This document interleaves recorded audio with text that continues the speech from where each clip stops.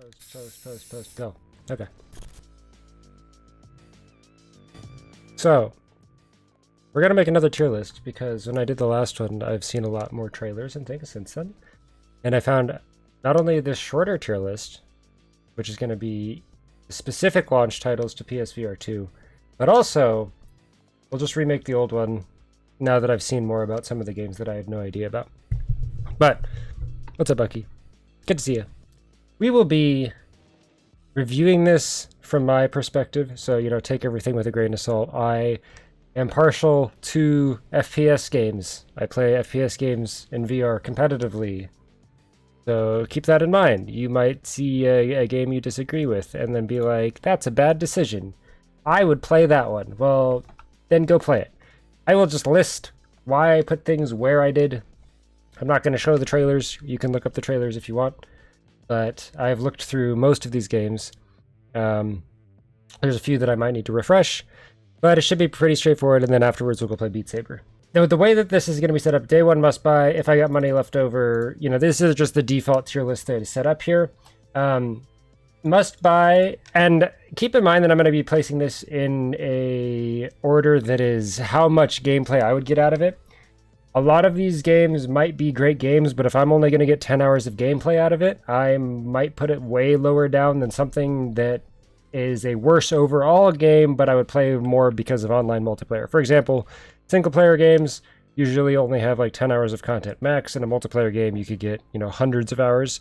So this is going to be basically a how much bang will you get for your buck with this game. Pretty straightforward. So we're going to just go ahead and get started. Mirage, we'll start with Kayak Mirage. So the reason we're going to start with Kayak Mirage is because it is a very beautiful game, but it is a very chill game. Like, it does have like the time trials, but it is mostly a game you will load up when you just want to hang out, when you want to chill. There could be people that boot it up and take it super competitively, but I think it will be mostly a boot it up. It'll be a beautiful game, and you should, you know, I've actually played this one. I have this one. I booted it up a couple times, and you know, it's one of those games where you can boot up and you can chill. I personally probably will not put a lot of hours in this. So, you know, this tier list, obviously my point of view, so keep that in mind. Mirage, I would say wait for sale for me, because I am much more catered to a FPS game, but it is a good game. It is very beautiful. It's a great overall game. It's going to stay at the top of wait for sale. And again, very pretty, very cool game, but not my style. If you want a game where you can just hang out, where you can just, you know, chill out in a kayak, hang out, definitely get this one. I'm much more catered to the like adrenaline games, towards the shooter games, so not for me, but you know, keep that in mind. Tentacular. You're a squid octopus thing, and you kind of hang out with a society.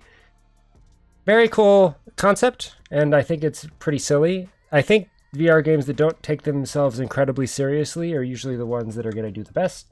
I would probably put it in maybe need to see more, because I don't know how many hours of gameplay are in it, and I would probably, you know, if I can only get 10 hours of gameplay for a single player or something out of this, then that's cool, but I would rather get a game where I could just like dump tons and tons of hours into. Vacation Simulator. Same thing as Tentacular. I would even say wait for sale, because a lot of Vacation Simulator and other games, for what I can see about them, I have not personally played them, but they are very much here's an area that is very cool concept, but it feels a lot like a tech demo. And those really aren't my style of games. I like games that at least try to be fully fleshed out games, rather than just like throw a bunch of cool concepts. These games are really key to making good games and figuring out what concepts work in VR. But I don't personally think, you know, any game that you can dump only 5 or 10 hours into is going to be high on my list, but, you know, you'd pick it up on a sale or part of a humble bundle if it went on there. Let's get some stuff in the top. After the Fall, I would say that that's the best game on this list. It has PvP, which nobody does, but it's there, you know, if it gets fleshed out a little bit more. It actually has pretty decent PvP too, which is funny. It's got PvE, which is essentially like Left 4 Dead, so it is zombie. It's got a horde mode, which should be getting updated with the PSVR2 patch. It's got unlocks, it's got skins to unlock, it's got guns to unlock, it's got attachments to unlock, it's got So many different difficulties. This is the one you could probably put the most hours into that is a PvE co-op game. Out of all the games on this list, I feel like if I go through all of these individually, No Man's Sky would be the only other one I think that you could, or maybe Zenith would be the only other two that you could play with other people and dump a lot of time into. So this one, you could probably get 100 hours of it and still be playing with friends the whole time. And it is completely PvE. So that would be best on the list for PvE. The reason that it is at the top of the list, because PvP games, sometimes you even want to break from the PvP. So like Population 1 is a good example, you know, the game that I have played the most in terms of VR. That game is PvP only. So with that, you know, you can't just, I mean, you could do bots, but bots aren't really fleshed out. Population 1 is specifically a PvP game. So if there's a time where you just want to hang out and chill, you'd have to go to sandbox mode. But After the Fall, best PvE game on this list, in my opinion, only because I haven't played enough PvE on No Man's Sky to have an opinion on that one. But I believe No Man's Sky is still full price, which is why it's going to go in the if I got money left over, because this is a good game, but why is it still $60? Like, this game released poorly, and they have done a lot to make the game good again. However, it is still $60. I don't understand that one.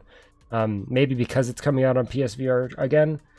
However, if you already have this on PlayStation 5, then, you know, I'm pretty sure you can still just use your headset. So that is a perk. You can play this one in VR or not in VR. You can play with friends that aren't in VR. That's going to be a game that's really cool that you can do that.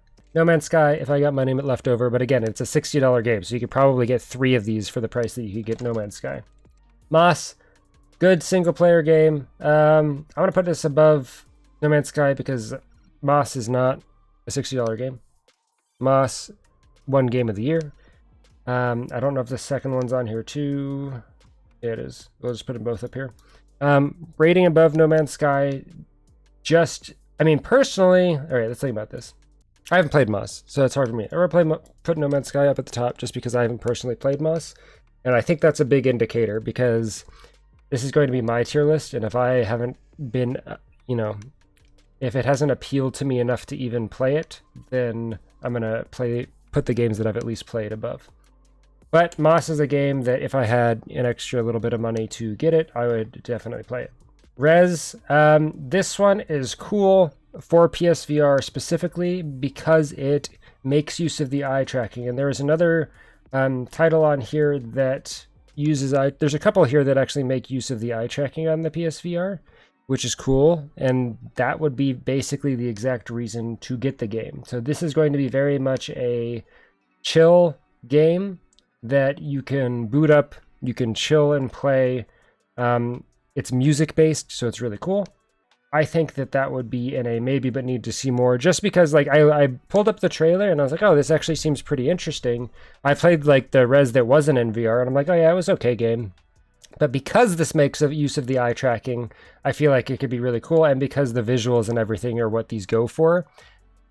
Again, kind of same boat as Tentacular, where it might only give you 10 hours of gameplay, but you know, it would be a good relaxing 10 hours if you got it. And if you're the type of person that likes to sit back and chill with games, then definitely look into these a little bit more. Pistol Whip is going up here for a must buy because it is a great game, and I don't even know, is Beat Saber not on this list? No, Beat Saber. Okay, Beat Saber is not on there. So yeah, we'll put Pistol Whip up there, I guess. I guess Beat Saber isn't on there. That's kind of strange. But yeah, Pistol Whip is going to be, in my opinion, better than Synth Riders because I like shooting guns more than I like playing with balls. If you like playing with balls, you might like Synth Riders. I didn't personally like Synth Riders that much. Maybe you would. This is going to be an opinion thing. So, you know, if you got money left over, I would play Synth Riders before these ones because that one kind of has like some competition involved in it. Before Your Eyes, I don't remember what that one is, so we'll look it up really quick. Oh yeah, this is the one where like the world changes every time you blink. So again, cool concept and makes use of the eye tracking. So I don't know exactly how that one will work, but it has cool concept. Before Your Eyes, cool concept. I would look into it if I had the money left over because it makes good use of the, or it looks like it makes good use of the eye tracking thing.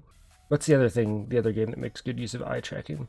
Switchback. Switchback originally was lower on my other tier list that I made. It was like in the probably not wouldn't pick it up category, but I would put it in the would pick it up if I have money left over, specifically because it makes use of the eye tracking. The reason it was lower before is because it's a rail shooter. So you're kind of like in a, essentially like a roller coaster, and you have guns, and you kind of play through the level like that. And that always seemed kind of boring to me because you can't move around. But you know, if you just kind of like to sit back, do the PvE stuff, that could be really good for you. And I've seen how this makes good use of the eye tracking as well, so it's going to go higher on the list than it was before for me. Bumper, another music game, a little bit darker. I know that this is a good game. It's very dark. It feels like existential dread type of game. Very cool.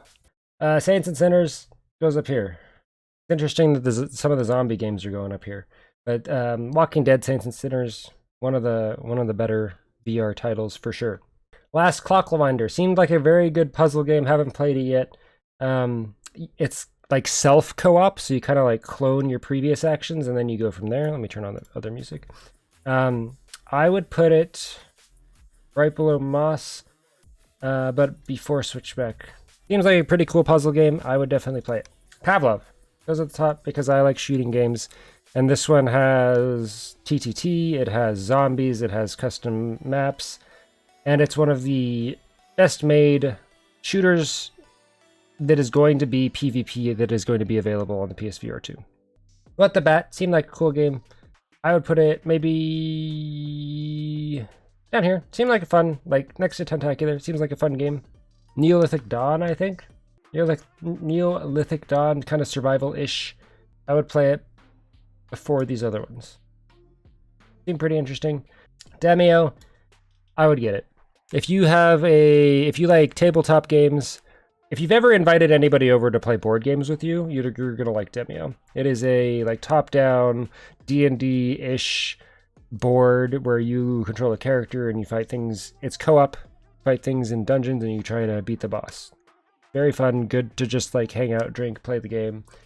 But it is, again, really good co-op game, so play this one if you got like a group of friends that you all like playing tabletop games. But again, if you have ever invited someone over to play board games, you will like Demio. Cities. Another down here with these three of the very... What? Hi, kitty. Very Tentacular and Cities, you know, kind of manages society type of thing. Very good, chill, relaxing type thing if you're into that. Cosmonius High didn't seem like a bad game, but not my style just because it seemed like it was geared towards a younger audience, so not for me. Shadow in the corner, hello. Horizon. I'm gonna put the Horizon up here. Everything that I've seen for Horizon so far looks great. They got a bunch of crazy stuff in Horizon. I will open up my Twitter really quick to show you an example, but the graphics in Horizon look great. Everybody that I've heard talking about Horizon, it seems like they've been talking positively about it. And there's crazy stuff like this, where like, even if you're like, you reach towards characters in the game, like they'll like back off, and they're like, there's a lot of little details in the game where like, people like they'll react to your actual like your motions and stuff. So it seems like the game has a lot of thought put into it. Looks like it's pretty good. Fantavision, it didn't seem bad, but with the other music games that are up here, I'm going to put it down here. I would play this before Cities, but What the Bat just seemed like such a fun overall game that I'm going to play that one before the other ones. So there you go. Resident Evil Village puts it up here. I haven't seen any. I've seen a little bit of gameplay for it, but haven't seen any reviews or anything, but it looks like it is going to be really cool. Let's rearrange this a little bit because I would play Pavlov before Pistol Whip. And before that, because it is a multiplayer game. Onogoro. There you go. So this one seemed pretty interesting. It's kind of like puzzle-y, story-driven game. Didn't seem bad. I would definitely give it a shot. And it has a bow in it, so pretty cool. Tetris Effect, great game.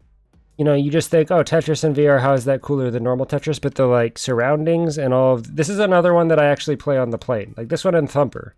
When I'm going on a plane or I'm going to visit anywhere and I have a my Quest 2 with me, I'll boot up Tetris. Or I'll boot up Thumper and I'll just play those on the plane. It's very relaxing, therapeutic, really good game.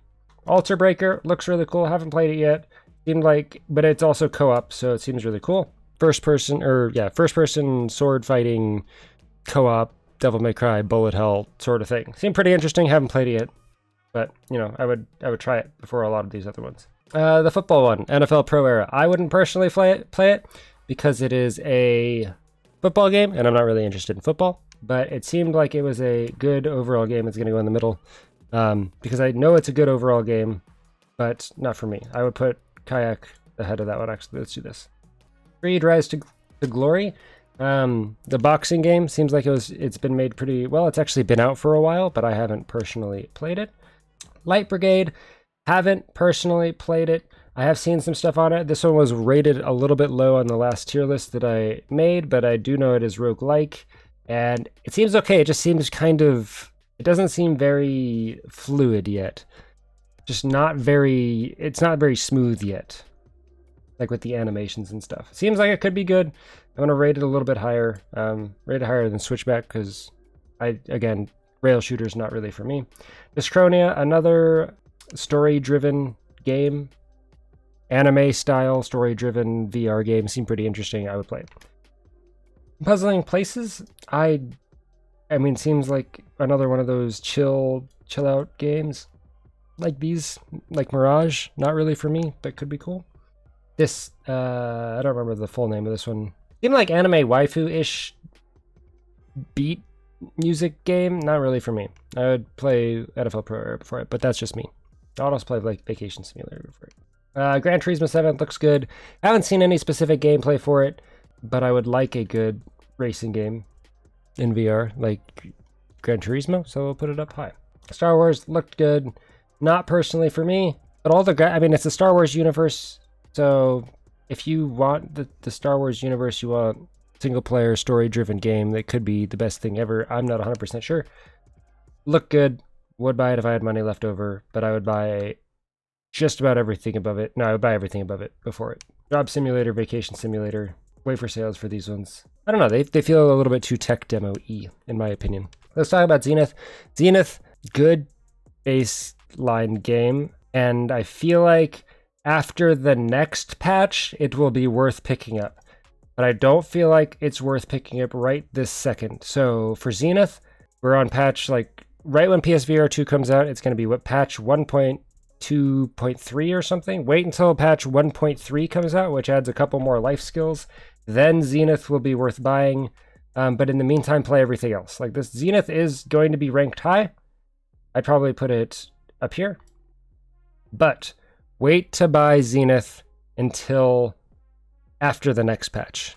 Not the PSVR patch, but the one after that, because they're going to add a couple more life skills, they're going to add a couple more things to do, and then it will be worth playing. The issue with Zenith right now is you can grind out the content, and then when they come out with the new stuff, you'll just have to go through the old areas, and it'll kind of feel like a waste. But if you wait until the life skills and stuff come out, I feel like you'll get a lot more out of the game. So just wait one more patch to buy Zenith.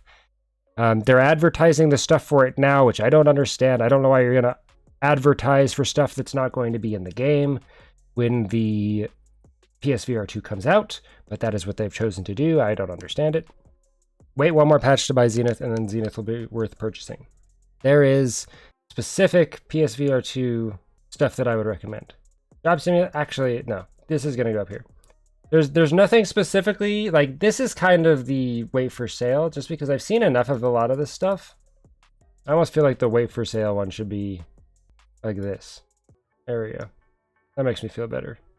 I don't know anything about these. These aren't my style of games, but this is what I'd recommend personally.